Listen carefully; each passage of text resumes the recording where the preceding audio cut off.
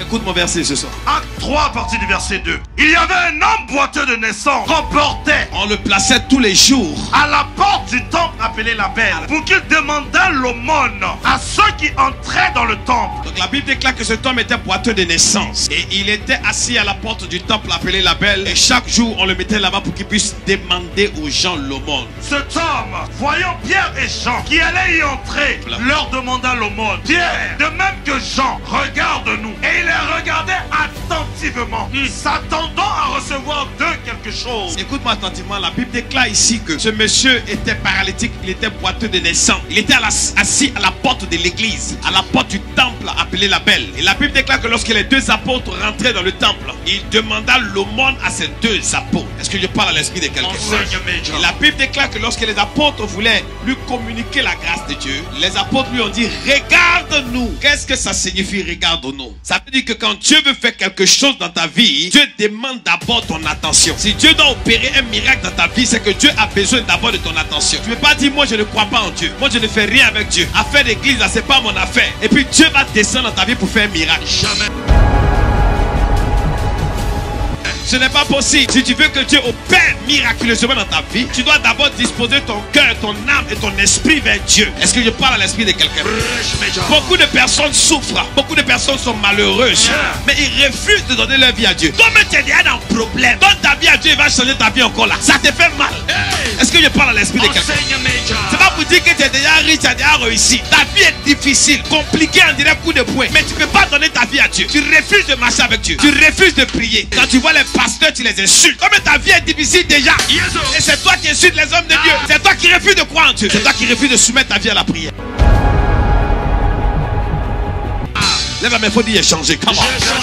Lève la main, il faut dire aujourd'hui il a changé. Comment? Aujourd'hui il a changé. Quand Dieu veut opérer des grandes choses dans ta vie, Dieu demande d'abord ton attention. La raison pour laquelle il y a beaucoup de personnes qui n'ont pas encore reçu la grâce, c'est parce qu'ils n'ont pas encore fait attention à la grâce de Dieu. La parole est venue à eux, mais ils ont refusé la parole. Le miracle est venu à eux, mais ils ont rejeté le miracle. Ils ont bavardé devant le miracle. Ils ont murmuré en face de l'onction qui peut changer leur destinée. Est-ce que je parle à l'esprit de quelqu'un? La Bible déclare que lorsque l'apôtre devait opérer dans la vie de ce temps, il a attiré d'abord son attention. Est-ce que Dieu peut avoir ton attention? Est-ce que Dieu peut trouver l'attention de quelqu'un ici? Dieu s'apprête à changer l'histoire d'une famille. Dieu s'apprête à changer l'histoire d'un jeune homme, d'une jeune femme. Mais il a besoin de ton attention. Est-ce que tu peux donner ton attention à Dieu ce soir? Lève la main, dis mon Père, à cette heure, tu as toute mon attention. Dis Seigneur Jésus, à cette heure, tu as toute mon attention. Est-ce que je prêche à l'esprit de quelqu'un? Dieu a besoin de ton attention. Dieu ne peut pas opérer dans la vie de quelqu'un qui le rejette. Tu n'aimes pas la prière, tu n'aimes pas la Bible, tu n'aimes pas aller à l'église. Quand on dit de prier, tu as sommeil. Qu'est-ce que Dieu va faire dans ta vie? Quand Dieu veut travailler dans la vie d'une personne, Dieu attire l'attention de la personne. Dieu a besoin de ton attention. Il a besoin de l'attention de ta famille pour pouvoir opérer dans ta famille. Donne ton attention à Dieu. Donne ta vie à Dieu ce soir. Mets ta vie à la disposition de Dieu. Il a changé ma vie. Il peut changer ta vie. Il a changé mon histoire. Il peut changer l'histoire de ta famille. Je pensais que tu allais te lever pour me dire un amen fort.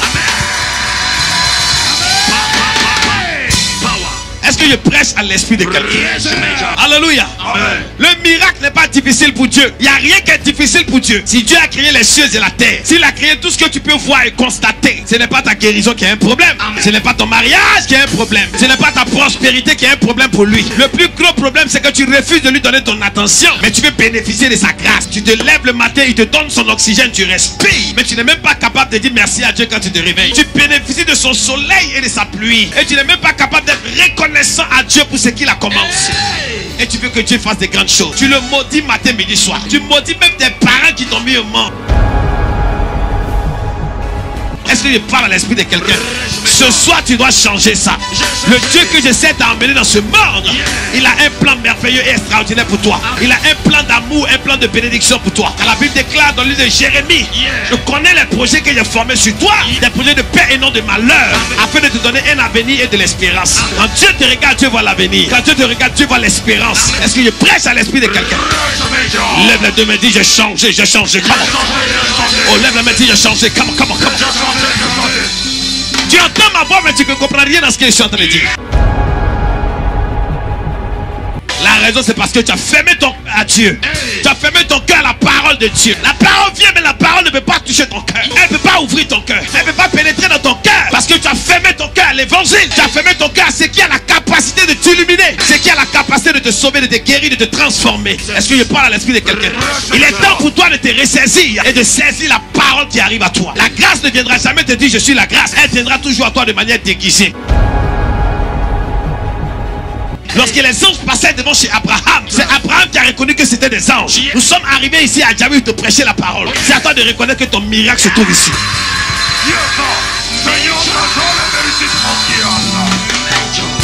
Est-ce que je parle à l'esprit de quelqu'un? On va continuer le verset rapidement. Alors, Pierre lui dit, je n'ai ni argent, ni or, mais ce que j'ai, je te le donne. Qu'est-ce que ça signifie? Les gens qui ont vu ça, Pierre a dit, je n'ai ni argent ni or. Ça veut dire que Pierre était pauvre. Oh, c'est pas vrai. Il veut dire ici qu'il a quelque chose de plus fort que l'argent. Et il a quelque chose de plus fort que l'or. Et ce qui est plus fort que l'argent, c'est la puissance de Dieu. Lorsque la puissance de Dieu est avec toi, l'argent est obligé de se soumettre. L'argent est fait pour être ton esclave. Moi, l'argent est mon esclave.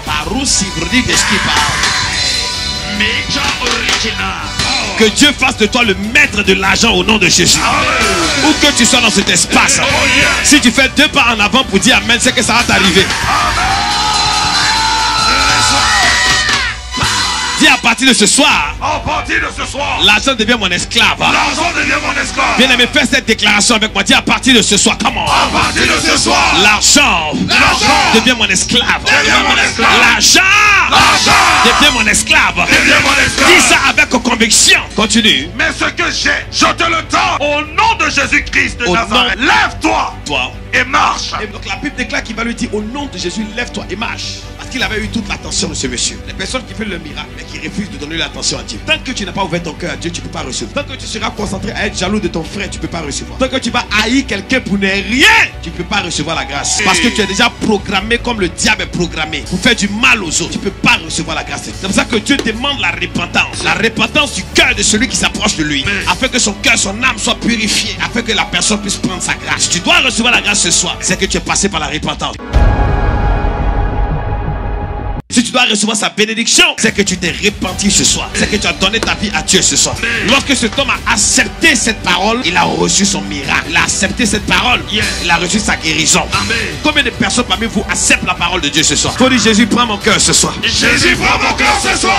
Écoute bien, qu'est-ce qui va se passer après? Et le prenant par la main droite, il le fit lever. Au même instant, ses pieds et ses chevilles devinrent fermes. D'un saut, il fut debout et il se mit à marcher. Tu comprends? Donc lui, il n'a pas marché depuis très longtemps. Mais la première fois qu'il marche, il fait un saut. Pourquoi est-ce qu'il fait un saut? Parce que depuis longtemps, il n'avait pas marché. Donc il devait rattraper le temps qu'il avait perdu.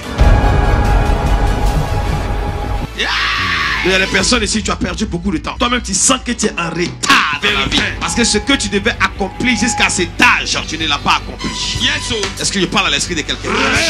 Quand tu étais petit, tu as dit, j'allais me marier à tel âge, j'allais prospérer à tel âge, j'allais acheter maison. Âge là est venu quand ça a dépassé. Tu ne te retrouves plus. C'est comme tu as pris un retard. Mais je veux prophétiser sur ta vie ce soir. Tout retard que tu as accumulé. Parce que l'onction va descendre sur toi. Tu vas faire un saut dans ta destinée. Je déclare que tu rattrapes le temps que tu as perdu. Amen. Tu rattrapes le temps que tu penses avoir perdu. Amen. Je rachète le temps que tu as perdu. Amen. Que Dieu accumule des bénédictions que tu as loupées. Amen. Et qu'il t'accorde ça avant le mois de décembre. Amen. Si tu dis Amen cette fois, c'est que c'est pour toi. Amen. Amen. Amen. Amen. Amen.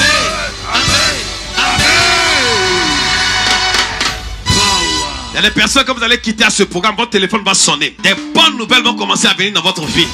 Parce que vous avez bénéficié de l'atmosphère du miracle. Amen. Celui qui a dit Amen, fort exaucé. Amen. Qui est prêt à faire un saut dans sa destinée? Qui est prêt à faire un saut dans son miracle? Un saut dans son élévation? Un saut dans sa promotion? Oh my God, si Vrodigo Shadaka, les bébés Sokorobo Shadaka, Rika Bravo Chebredegebo. Accepte dans les lieux élevés. Il me reste 2 minutes pour terminer. Lisons le deuxième verset, s'il te plaît. Matthieu 13, verset 57. Mais Jésus leur dit, un prophète n'est méprisé méprisé que dans sa patrie et dans sa maison. Et dans sa maison. Donc tu comprends ici que Jésus parle ici de son peuple. Il est arrivé de son village à Nazareth.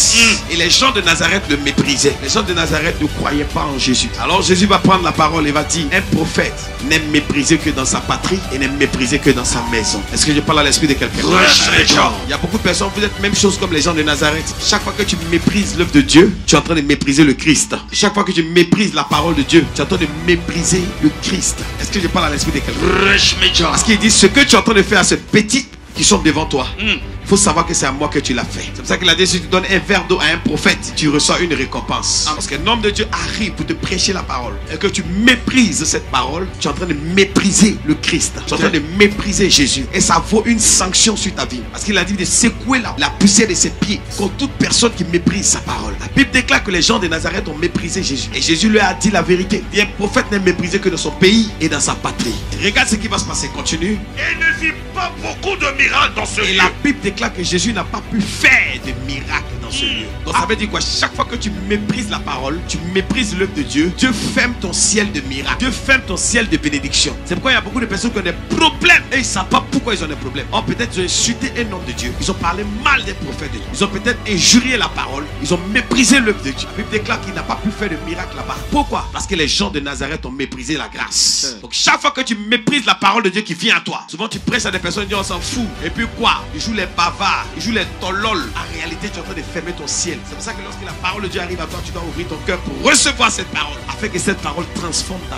vie. Est-ce que je prêche à l'esprit de Dieu? Parce que le problème, les gens vont à l'église sans être transformés. Ils vont à l'église sans que la parole de Dieu ne rentre dans leur cœur. Ils vont à l'église pour espionner leurs camarades, pour se moquer des gens. Donc la parole qui est venue, même Dieu lui demande dans la prêcher, c'est quoi? Il ne peut pas te dire. Il est parti pour ne pas être transformé, mais pour rester le même. Je refuse de rester dans la présence de Dieu et rester le même, parce que la présence de Dieu transforme. La présence de Dieu est comme une usine, elle est comme une industrie. Lorsque tu rentres dedans, quand tu rentres manioc dedans, tu sors à checker.